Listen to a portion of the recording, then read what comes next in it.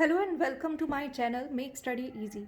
If you are a student of public administration or you are graduating in political science or just an ordinary citizen who has heard somewhere this word citizens charter and you are curious to know more about it, then you are at the right place.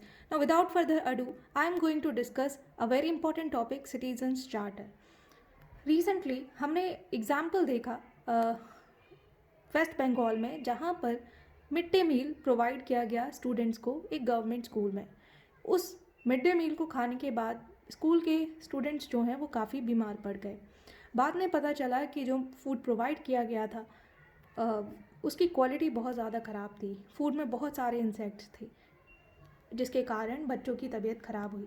ना what this was example of this was the example of complete failure of public services. ना public service क्या होती है? जब भी government अपने citizens को कोई सर्विस प्रोवाइड करती है तब हम उसे पब्लिक सर्विस कहते हैं।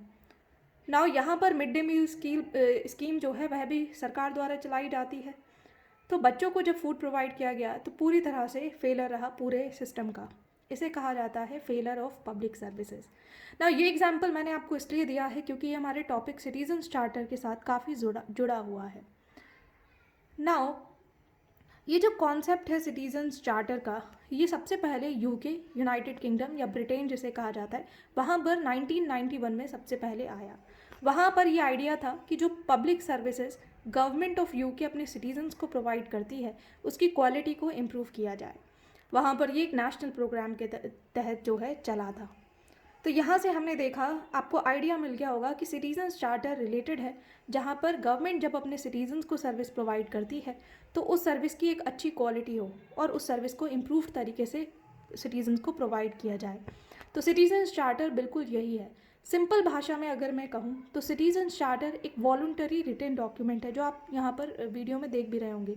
वॉलंटरी का मतलब होता है जो खुद से लिखा हुआ, अपनी इच्छा से लिखा हुआ रिटन डॉक्यूमेंट है एक सर्विस प्रोवाइडर के द्वारा अपनी खुद की कमिटमेंट के बारे में और अपने एफर्ट्स के बारे में जो वो लेने जा रहा है, ताकि जो भी सिटीज़न को सर्विस प्रोवाइड की जाए तो सिटीज़न की हर एक नीड को पूरा किया जाए सही तरीके से।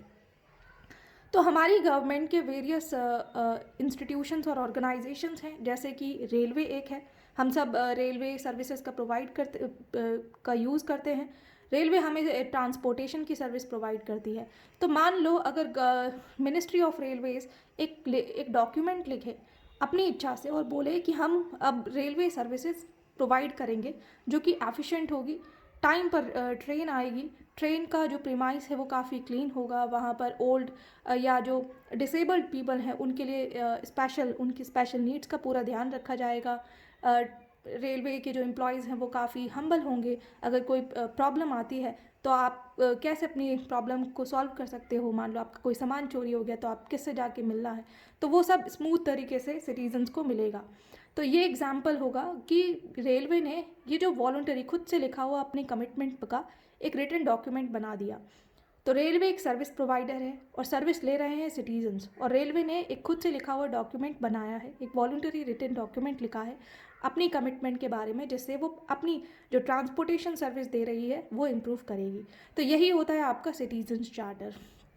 और मैं वीडियो में लिखे हुए जो नोट्स हैं इसका प्रयोग करते हुए आपको बताती हूँ। सबसे पहले लिखा है important part of good governance. तो सिटीजन्स चार्टर गुड गवर्नेंस यानी अच्छे तरीके से गवर्नेंस हो उसका काफ़ी इंपॉर्टेंट पार्ट है।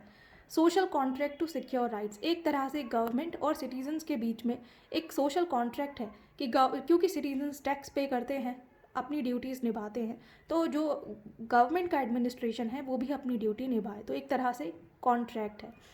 इससे सिटीज़न और एडमिनिस्ट्रेशन का रिलेशनशिप इम्प्रूव हो और एडमिनिस्ट्रेशन की अकाउंटेबिलिटी हो। मान लीजिए हमारे वेस्ट बंगाल वाले केस में पूरा स्कूल एडमिनिस्ट्रेशन जिसने फूड बनाया प्लस इवन जो हायर एडमिनिस्ट्रेटिव अथॉरिटीज़ हैं they are responsible for this event.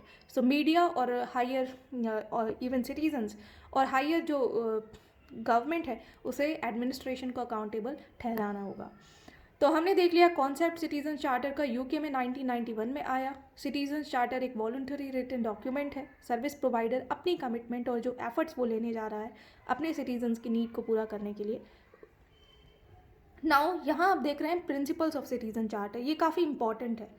Citizen charter का पहला प्रिंसिपल है क्वालिटी, यानी जो भी सर्विस प्रोवाइड की जाएगी उसकी क्वालिटी बहुत अच्छी होनी चाहिए या इम्प्रूव होनी चाहिए। जैसे कि फूड अगर मिड डे मील स्कीम में प्रोवाइड किया गया था तो फूड की क्वालिटी अच्छी होनी चाहिए थी। अगर नहीं तो फर्स्ट प्रिंसिपल पर ही पब्लिक एडमिनिस्ट्रेशन पूरी तरह वेस्ट बंगाल में फेल हो गया उस केस में।